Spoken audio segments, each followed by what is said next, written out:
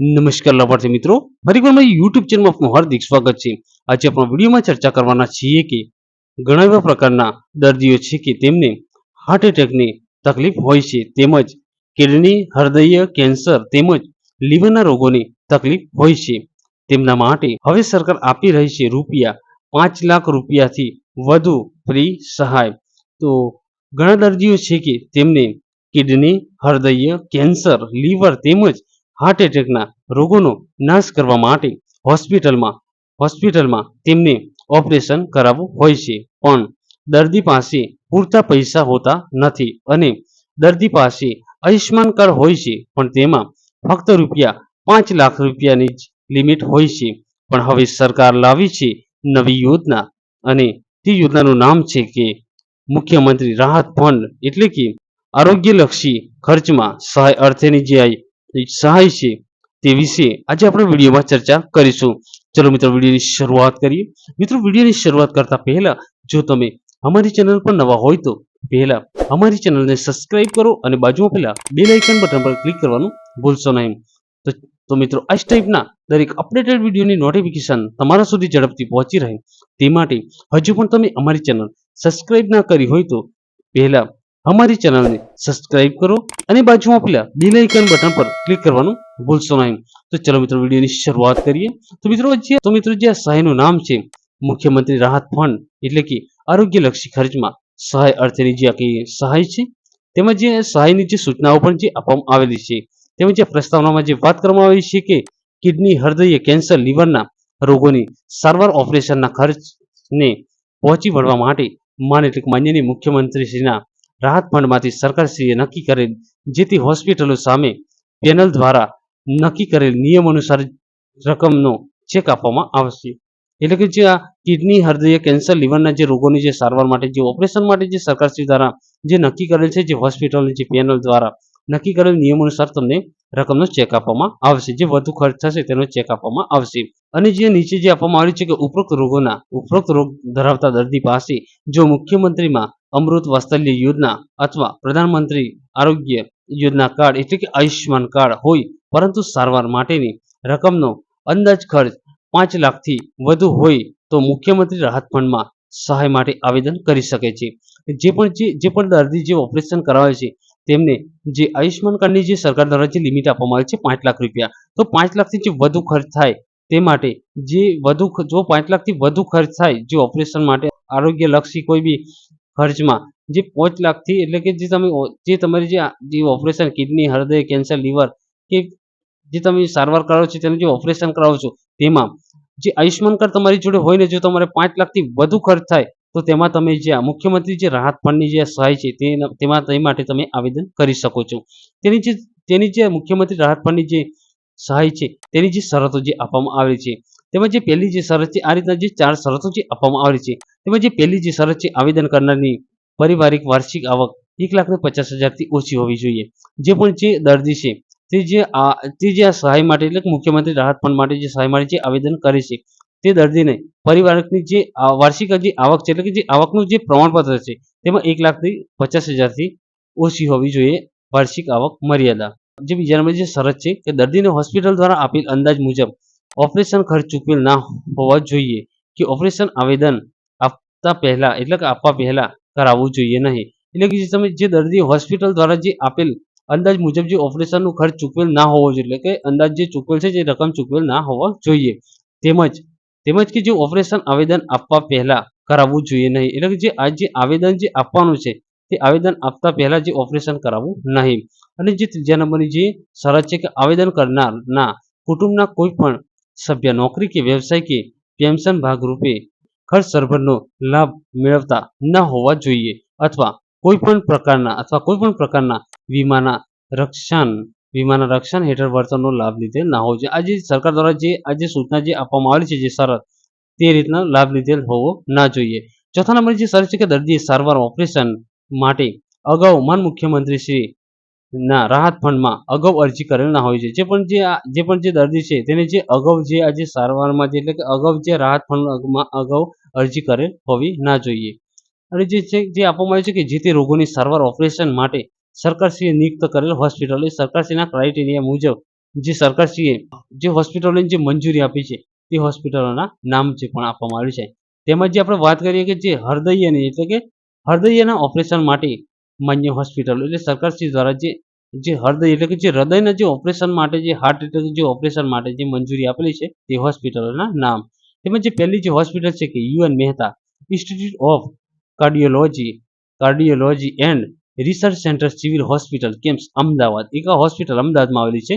બીજા નંબર જે હોસ્પિટલ છે કે શેઠ વાડીલાલ સારાભાઈ જનરલ હોસ્પિટલ એલિબ્રિજ અમદાવાદ બીજી પણ હોસ્પિટલ અમદાવાદમાં આવેલી છે.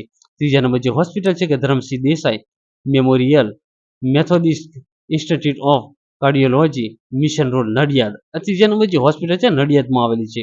ચોથા નંબર જે હોસ્પિટલ છે કે Shri B D Mehta Mahavir heart institute Shri Mahavir health camps Athwa gate ring road સુરતમાં આવેલી છે. અને જે પાંચમા નંબર જે હોસ્પિટલ છે ઈએમ ચેરિટેબલ સંચાલિત PP Savani heart institute plot number 1 થી 8 સિદ્ધ કુટીર એન્ડ એસ્ટેન્ટ ચોથો માળ સિદ્ધ કુટીર મંદિરની બાજુમાં વરાછા ફાયર બ્રિગેડની સામે વરાછા રોડ સુરતમાં આવેલી છે. આ જે આ હૃદયની જે 5 હોસ્પિટલોને જે મંજૂરી આપવામાં આવી છે તે હોસ્પિટલો તેમાંની જે 2 હોસ્પિટલ અમદાવાદમાં આવેલી છે અને એક હોસ્પિટલ નડિયાદમાં આવેલી છે અને એક હોસ્પિટલ સુરત અને 2 હોસ્પિટલ સુરતમાં આવેલી છે. જે બીજા નંબરનો જે આપવામાં આવે છે કે કિડની ટ્રાન્સપ્લાન્ટ માટે માન્ય હોસ્પિટલો એ જે કિડનીની જે ઓપરેશન જે કરવામાં આવે છે તેની જે 2 હોસ્પિટલો છે તે 2 હોસ્પિટલ તેમાં જે પહેલી હોસ્પિટલ છે institute of kidney disease and research centre civil hospital camps Ahmedabad આ હોસ્પિટલ અમદાવાદમાં આવેલી છે. બીજી જે હોસ્પિટલ છે કે Murjibhai Patel urological hospital doctor Ravindra Desai road નડિયાદમાં આવેલી છે.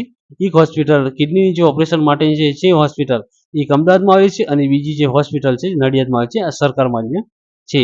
ત્રીજા નંબરની જે વાત કરીએ કેન્સરના રોગોની સારવાર માટે માન્ય હોસ્પિટલ જે કેન્સરના જે રોગો હોય છે તેમાં જે તમે ઓપરેશન કરાવવા માંગો છો સરકારશ્રી દ્વારા મુખ્યમંત્રી રાહત ફંડમાં તો તમારે કેન્સરના જે રોગોની હોસ્પિટલ છે ત્યાં 2 હોસ્પિટલને મંજૂરી આપવામાં આવેલી છે.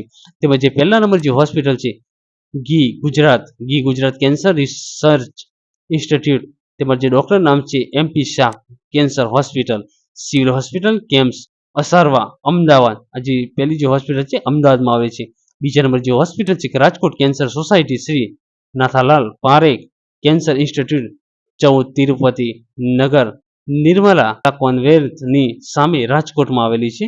અને જે રજૂ કરવાના પુરાવા જે પણ જે દર્દી છે માન મુખ્યમંત્રી શ્રી જે રાહત ફંડમાં જે આવેદન કરવા માંગે છે તે દર્દીને રજૂ કરવાના પુરાવા તેમજ જે પહેલો જે પુરાવો છે કે દર્દી અથવા તેના પરિવારની આવક દર્શાવતો મામલતદારશ્રીનો દાખલો એમાં જે તમારે આવકનું પ્રમાણપત્ર દર્શાવવાનું રહેશે.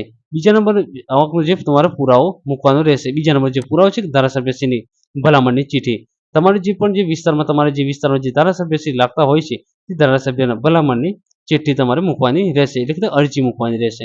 ત્રીજા નંબરમાં દર્દી દ્વારા મુખ્યમંત્રીશ્રીને કરેલ અરજી એટલે કે દર્દી દ્વારા જે મુખ્યમંત્રી સાહેબશ્રીને જે અરજી કરેલી હોય છે તે લખણવાળી તમારે અરજીની કોપી મૂકવાની રહેશે. ચોથા નંબરમાં ઓપીડી કેસની ઝેરોક્સ એટલે તમારી જે તમારી ઓપીડી જે કેસની જે ઝેરોક્સ હોય છે જે તમારી હોસ્પિટલની જે ઓપીડીની કેસની જે ઝેરોક્સ હોય છે તે તમારે પુરાવો મૂકવાની રહેશે. પાંચમા નંબરમાં રેશન કાર્ડની ઝેરોક્સ એટલે તમારું જે રેશન કાર્ડ હોય છે તે રેશન કાર્ડની તમારી ઝેરોક્સ મૂકવાની રહેશે પુરાવામાં.